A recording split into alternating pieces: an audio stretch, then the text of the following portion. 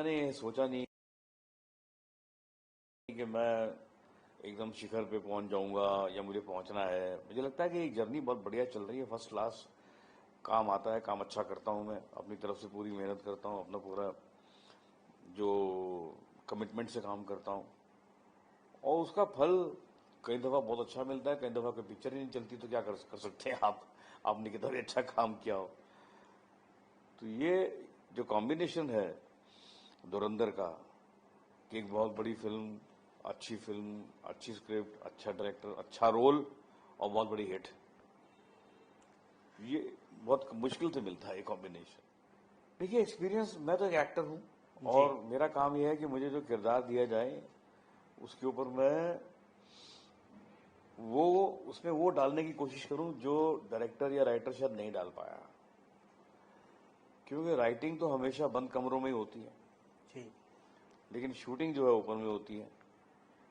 तो जब हम करते हैं वहाँ शूटिंग तो माहौल बदल जाता है, सब कुछ बदल जाता है। तो मेरी कोशिश ये रहती है कि मैं हमेशा वो टेबल पे लेकर आऊं जो बाकी लोग नहीं ला पाए, या कम से कम मैं बताऊं कि साहब इसमें ये भी एक पॉसिबिलिटी है, इसको ऐसे भी कर सकते हैं हम लोग।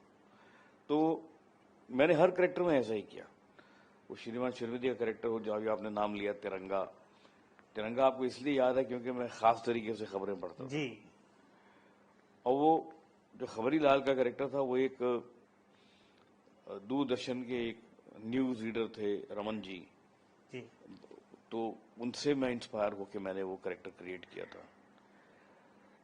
श्रीमान श्रीमती का कैरेक्टर भी मैंने किसी से इंस्पायर होकर किया था। तो मैं हमेशा कोशिश करता हूँ कि मैं जो कैरेक्टर हैं वो रियल लाइफ से उठाऊं, उसमें फिर अपना नमक मिर्च डालकर पर्दे पे लाऊं। तो फिल्म हो या टीवी हो या थिएटर हो, मुझे उससे कोई फर्क नहीं पड़ता। मैं अपना काम अपनी पूरी कमिटमेंट से करता हूँ और कोशिश करता हूँ कि जो जो कैरेक्टर है वो दूर तक, दिलों तक पहुंचे। मतलब ट्राई ये करता हूँ कि मैं अपने कैरेक्टर को में एक जान डालूं, उसमें ऐसी चीजें लेकर आऊं जो नहीं सोची गई राइटर से, डायरेक्टर से। ऐसा मुझे ऐसा लगता है। फिर वो उसको माने ना माने, उसको रखे ना रखे, वो उनका प्रेरोगेटिव है, उनका पर्सपेक्टिव। मैं कॉन्स्टेंटली थिएटर करता हूँ, जी।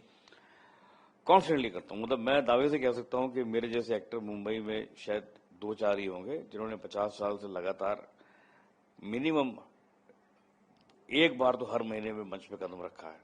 जी। कई बार 2, 4, 6, 8 भी हो जाता है। जी। तो जब आदमी इतना काम करता है, थिएटर करता है, तो क्या होता है कि आपके रिफ्लेक्सेस मरते नहीं है, आपकी जो इमेजिनेशन खत्म नहीं होती है। तो आप, जैसे आपने कहा कि क्या फर्क पड़ गया इतने सालों में, तो मुझे लगता है कि मैं इतने सालों में ग्रो कर गया एज एन एक्टर, क्योंकि मैं तो काम करता ही रहता हूँ ना। जब आप काम करते रहते हैं तो कहीं ना कहीं ग्रो करते रहते हैं। वो एक्सपीरियंस आपके अंदर सीप इन होता रहता है, जाता रहता है, कहीं ना कहीं वो किसी न किसी शक्ल में निकल के बाहर आता है। मेरा ये मानना है कि, मानना क्या है बल्कि आदित्य धर ने कहा भी है कि धुरंधर में कास्ट होने वाला मैं सबसे पहला आदमी था। जी। मुझे उन्होंने 3-4 साल पहले ही कास्ट कर लिया था, जब उन्होंने उरी बनाई थी तकरीबन उसी समय पर।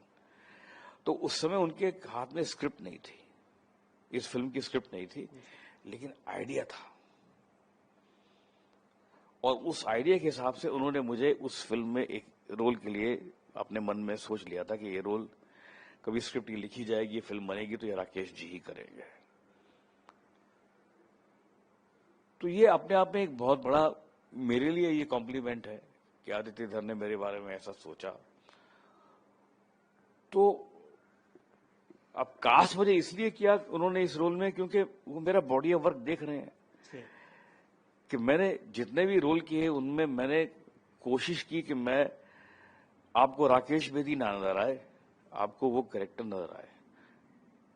अभी आज हर आदमी जमील जमाली की बात करता है, जमील जमाली बोलता है, या श्रीमान श्रीमती में जो मेरा कैरेक्टर था दिलबुरा वो बोलता है, या ये जो जिंदगी में मुझे राजा बोलता है। तो कहने का मतलब ये है कि राकेश बेदी कहीं पीछे रह जाता है और मैं कोशिश करता हूं कि मैं पीछे रह जाऊं, कैरेक्टर को मैं आगे लाऊं।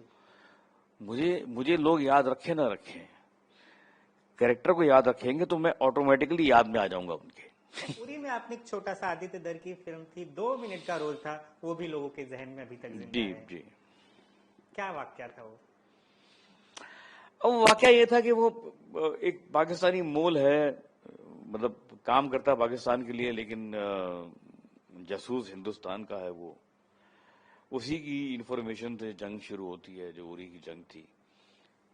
और तो उसमें आदित्य धर ने, जैसे मैंने कहा कि डायरेक्टर ने ये सोचा था कि उसको एसिडिटी है। अब एसिडिटी सोच लेना एक अलग बात है, अब एसिडिटी को एक फिजिकली उसको एक शेप देना एक अलग बात है। मैंने आपसे कहा कि कैरेक्टर को एसिडिटी है, तो आप बार बार एक यही कर सकते हैं, लेकिन अगर आप ये भी कर दें तो एसिडिटी जो कि की उल्टा वैल्यू था। बढ़ जाती है। धुरंधर में रणवीर सिंह और कला अक्षय खन्ना, कैसा बॉन्डिंग था, केमिस्ट्री थी आपकी उनके साथ? देखिए, मेरी बॉन्डिंग तो हमेशा अच्छी रहती है। मैं किसी के कार्य क्षेत्र में दखल नहीं देता, ना किसी को अपने में दखल देने देता हूं, और मैं अपना काम करता हूं, ईमानदारी से करता हूं, और सपोर्ट सबको करता हूं मैं, और मैं चाहता हूं कि लोग मुझे भी सपोर्ट करें। जब मेरा सीन हो तो लोग मुझे सपोर्ट करें, जब किसी और का सीन है तो मैं आउट ऑफ द वे जाके सपोर्ट करता हूं। सपोर्ट का मतलब ये होता है कि मैं कोशिश करता हूं कि इनका ये इस समय ये सीन इनका ज्यादा अहमियत है, मैं इसको और कैसे, मैं क्या कर सकता हूं कि ये सीन और ज्यादा उभर कर आए। मैं सेल्फिश एक्टर नहीं हूं कि हर चीज मेरी हो, आखिरी लाइन मैं ही बोलूंगा, मैं थप्पड़ नहीं खाऊंगा, मैं यहां नहीं गिरूंगा, मुझे कोई गाली नहीं देगा। इस तरह का मुझे लगता है कि अगर इस तरह की बातें दिमाग में आनी शुरू हो जाती हैं तो कैरेक्टर बनता नहीं है, कैरेक्टर वहीं खत्म हो जाता, फिर वो यादगार नहीं रह सकता। तो आपने कहीं कोरेदा होगा, मेरे पास तो कहीं ऐसी खबर नहीं है कि धुरंधर थी, बन भी रही है कि नहीं। अगर बन रही है तो मैं उसमें हूं भी या नहीं, मुझे कोई आइडिया नहीं है। पता चलेगा तो मैं अनाउंस करूंगा जरूर। सब खेल तो जमील जमाली का ही था। देखिए, वो कोई ना कोई तो होना ही था ना, कोई ना कोई तो होना ही था। वरना मुझे एक बात बताइए कि आपने मतलब हमारे देश ने एक इतना बड़ा जासूस वहां काम करने के लिए छोड़ दिया,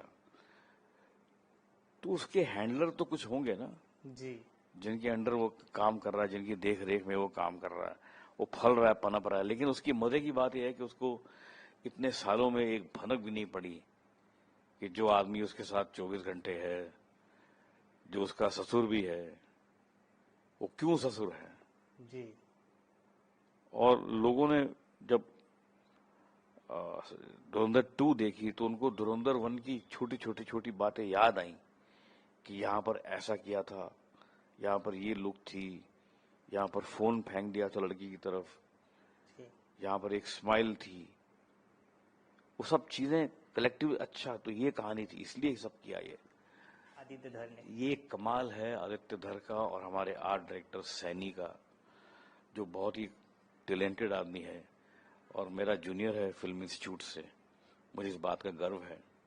इसमें 3 लोग थे धुरंधर में, फिल्म FTI के, मैं, सैनी और हमारे जो साउंड वाले हैं, साउंड इंजीनियर, वो भी FTI से हैं। तो ये 3 लोगों ने मिल मिला के एक अपनी कंट्रीब्यूशन अच्छी दी फिल्म। सेट्स, हमारा लियारी का सेट जो था वो बैंकॉक में था जी और जो सेट मुरीदके का था वो यहाँ था, आई थिंक मड आइलैंड में था, कहीं था।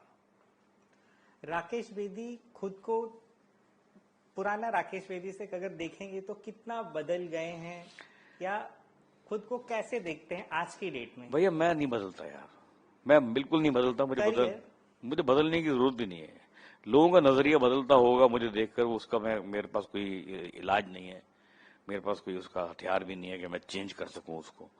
जहां तक मैं समझता हूं कि मैं पहले भी, I believe in simplicity of life, simple things, good things. I believe in happy living. जैसे मैं कोशिश करता हूं कि मेरी जिंदगी खुशहाल लम्हों में बीते, तो उसके लिए मैं जोक मारता रहता हूँ दोस्तों के साथ, मैं खूब एंजॉय करता हूँ, हंसता हूँ। कोई ज्यादा गम अपने पास लेता नहीं। देखिए, मैं एक एक्टर हूँ जी और मुझे जहां मुझे काम मिलेगा मैं उस माध्यम के हिसाब से वहां काम करूंगा और अपना अपना एक रोल बनाऊंगा और कोशिश ये करूंगा कि जो मैं रोल कर रहा हूं वो पिछले रोल से मेरे कहीं उसका ताल्लुक नजर ना आए आपको। जी तो मुझे कोई फर्क नहीं पड़ता वो ओटीटी है या सिनेमा है या फिल्म है या थिएटर है। थिएटर में तो हम बहुत तरह तरह के रोल करते ही रहते हैं, एक्सपेरिमेंट करते हैं उसमें। उन्हीं के थिएटर के एक्सपेरिमेंट हैं जो बहुत सारे मेरे रोल आगे निकल के फिर वो और वहां पॉलिश होते हैं, फिर आगे जाके मैं उनको इस्तेमाल करता हूँ फिल्मों में या कहीं और। तो मुझे इससे फर्क नहीं पड़ता कि मैं कहाँ परफॉर्म कर रहा हूँ। मुझे ये जी इतना मालूम है कि ये मैं कैरेक्टर कर रहा हूँ, इसमें मैं कुछ ऐसा करूँ कि लोगों को लगे यार कि नहीं यार ये कुछ अलग है। जमील जमाली को तब कोई भूल नहीं पाएगा, लेकिन राकेश बेदी आगे क्या कर रहे हैं जिससे कोई नया किरदार उनको याद रखे, जमील जमाली से उनका पीछा छूटे? नहीं नहीं, पीछा क्यों छूटे मुझे यार, ये क्या बात हुई? पीछा क्यों छूटे? जमील जमाली देखिए, पीछा आजकल छूटता नहीं है, वो जमाना चला गया। ओटीटी पे फिल्म लगी हुई है, लोग बार बार लगातार देख रहे हैं। किसी ने 2 बार देखी, किसी ने 6 बार देखी, 8 बार 10 बार लोगों ने देखी है। अब फिर वो एक और 2 वर्षन दोनों साथ में रिलीज हो रहे हैं, तो पीछा छूटने वाला नहीं है आपका जमील जमाली से। हाँ, लेकिन ये जरूर है, नया किरदार।